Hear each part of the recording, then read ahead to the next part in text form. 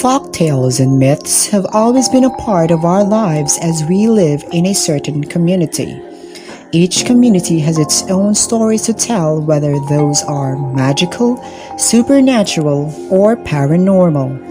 As we hear those tales or stories, we tend to believe that such stories really does exist or happen, when in fact, most of those doesn't even have a documented evidence or scientific proof that will help to validate those stories. Yet, with the value of preserving culture and tradition, certain citizens within a community prefer to ignore science and remain believing to something that they want to believe.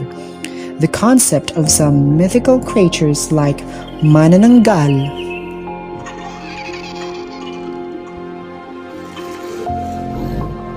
tik-tik, kapre,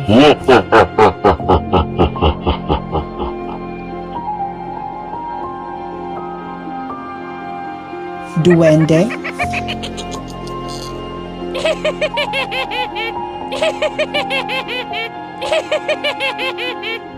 engkanto,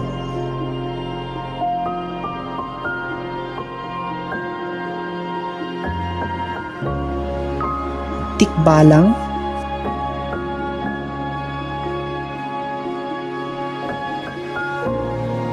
San Telmo, mambabarang,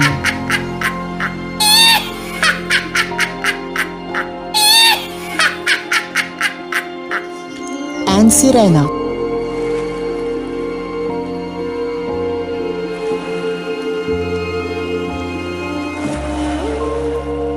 Are passed through the word of mouth into generations to generations, and until now these stories live, which are still currently enjoyed or frightened by the young ones.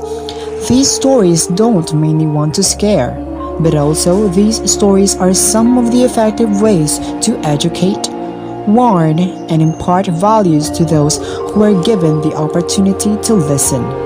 In relation to this, I have interviewed a neighbor of mine. She is an old woman who recently experienced such unexplainable and strange happening that science alone can have a hard time to explain. Now let us hear her story and find out what certain judgment that we can express. Ako si Diosdada Dabon.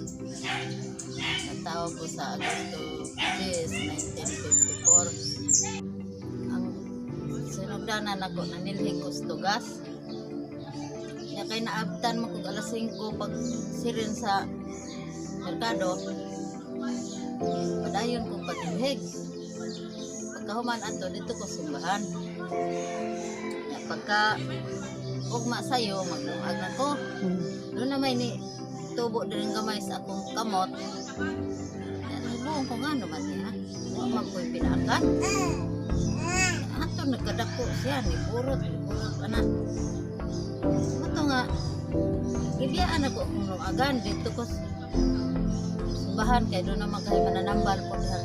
Manayhok po no kaning bakag malaba. Dito po niya. Lain mo akong paminaw yun. Minhon niya, murag may manuglok. Dito kong in-in. Ya, pag abot dito, in-in nga, nakasa ko no kong lili mo na to. Pero wadyo ko yung nakita. Moto nga, pagkahapon, gida akong tupir sa katone, dito unahan sa munisipyo. Moto nga, mapoy tag-ani tone nga nakasa kuno ko.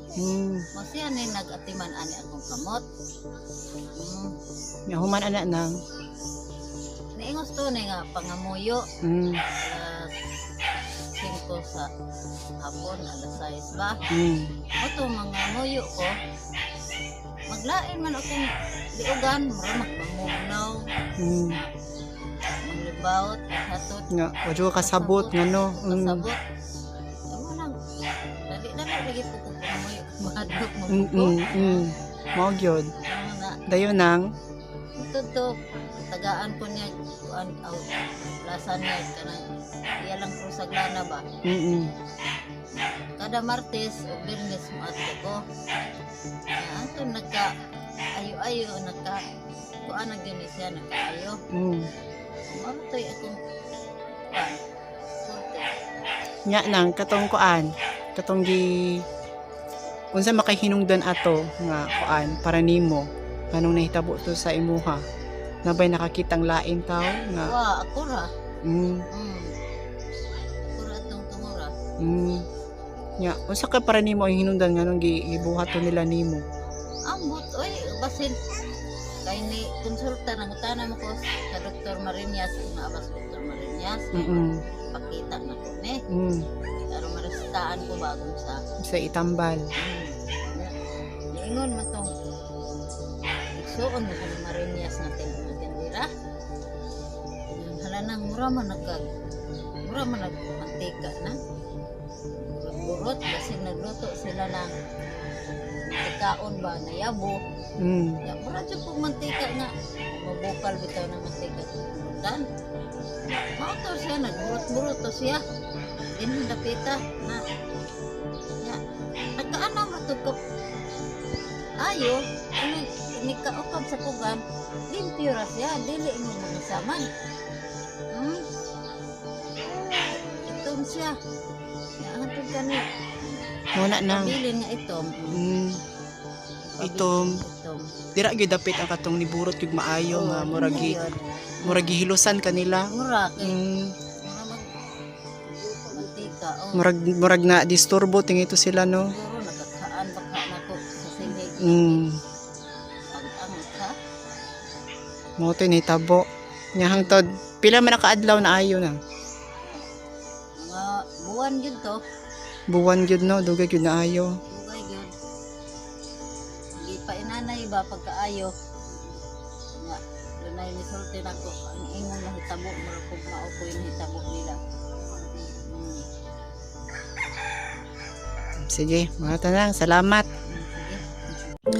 After hearing Mrs. Dabon's attestation, I was quite bamboozled to what certain being or creature has mysteriously burnt her right hand. Speculations then arise that it must be an encantos or capres doing. Even Mrs. Dabon was still not sure who or what specific creature made her hand to look like being burnt.